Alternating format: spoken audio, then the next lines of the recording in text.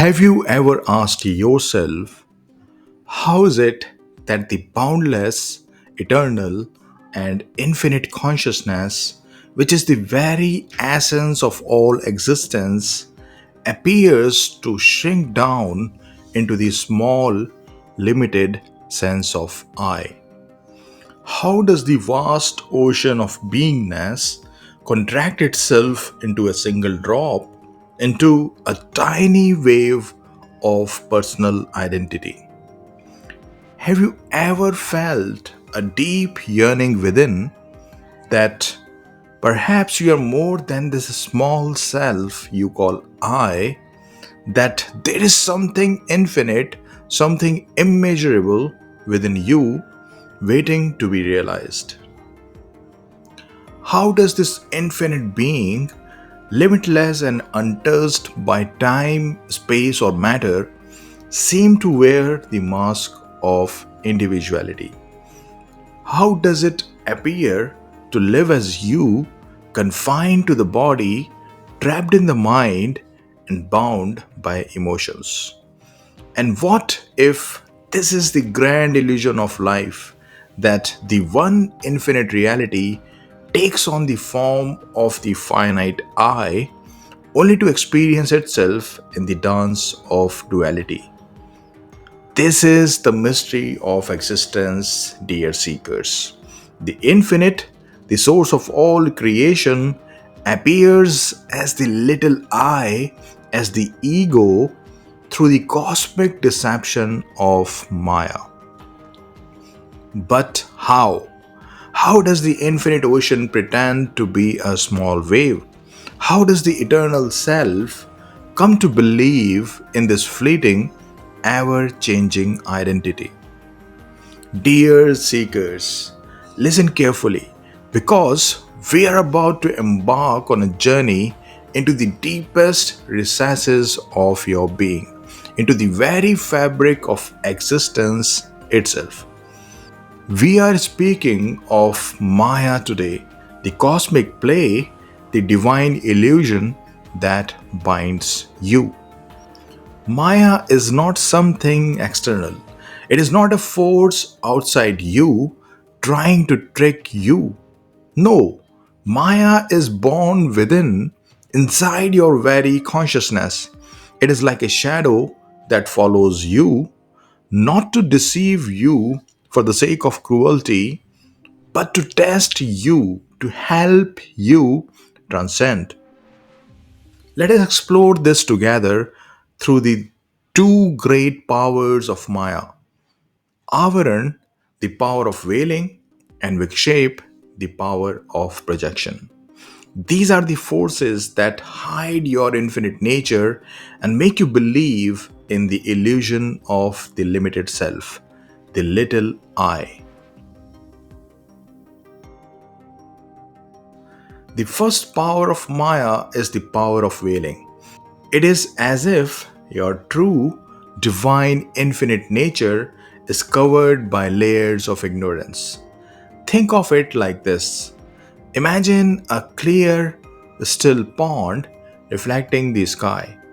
You can see the vastness, you can see the infinity of the sky within that pond. But when a thick layer of algae grows over the surface, the reflection disappears. The sky is still there, the pond is still there, but the algae covers the surface and hides the reflection.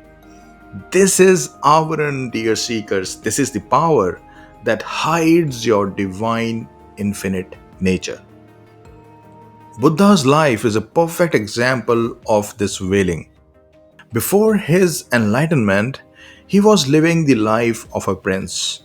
He was surrounded by luxury, he was surrounded by beauty, by all that the world could offer. Yet he was in ignorance of his true self. The world of pleasure and pain, the world of birth and death, had cast a veil over his eyes. He was seeing the illusion, but not the reality. It wasn't until Buddha stepped out of the palace, until he encountered suffering in the form of the old man, the sick man, and the dead man that he began to feel the layers of the veil. In that moment of deep disillusionment, the power of Aavaran loosened its grip, and then the seeking began. The wailing is subtle, dear seekers. It is not always in the form of suffering. It can come in the form of pleasure as well. It can come in the form of attachment. It can come in the form of ideas about who you are. In all cases, it covers your divine, infinite nature. Once Maya has hidden your divine, infinite nature, it then begins to project something else in its place. This is Vikshepa, dear seekers. This is the power of projection. If the veil of Avaran hides the infinite, Vikshepa then projects the finite. Maya makes you believe that you are this body, you are this mind, you are this bundle of thoughts, emotions, desires, and fears. The body mind complex then becomes your identity. Think of the story of the rope and the snake, which is a favorite parable in Vedanta. You are walking at dusk and see a snake on the path. Immediately, fear grips you. Your mind starts racing. What if it bites me? What should I do? Your heart pounds, your breath quickens, and then someone comes with a lantern, and you see that what you thought was a snake is actually a harmless piece of rope. The snake was never there, it was projected by your mind onto the rope. This is Vikshepa, dear seekers. This is the mind's tendency to project false realities onto the underlying truth. In the same way, Maya projects the identity of the body and mind onto your divine, infinite nature. You think, I am this body, I am this mind, I am my thoughts, and I am my emotions. And from this false identification, all suffering arises. The body grows old and you fear death. The mind is restless and you seek peace in external things. But all of it is based on a false projection.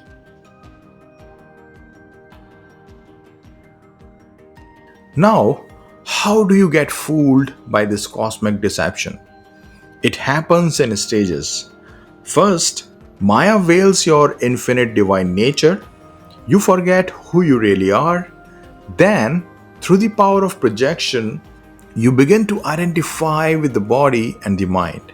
You start believing that your thoughts, your emotions, your experiences in the world are your reality. And so, you become entangled in the web of Maya, taking the unreal to be real.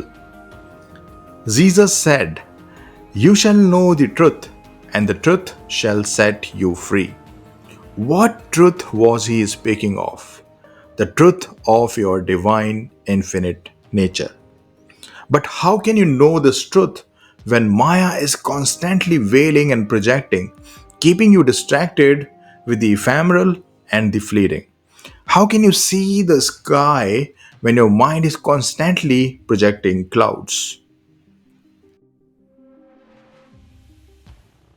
The task before us, dear seekers, is not an easy one. Peeling through the layers of this delusive force, Maya, requires deep attention. It requires awareness and love for truth. It is like peeling an onion. As you remove each layer, tears come to your eyes. It is painful at times because the ego has invested so much in the illusion. The body mind complex has become so deeply ingrained in your identity that when you begin to peel away the layers, it feels like you are losing yourself. But remember Buddha under the Bodhi tree. As he sat in deep meditation, Maya, in her most powerful form, came to him. She sent visions of desire, fear, and doubt. She tried to shake him from his center, but Buddha did not move. He simply witnessed the play of Maya without identifying with it. He knew that these were projections and not the truth. And in that moment of deep stillness, the veils of Aavaran were lifted, the projections of Vikshepa vanished, and he saw his true nature, infinite, eternal, and divine. The moment you stop identifying with the body and the mind, the moment you realize that you're not this limited form, the power of Maya dissolves.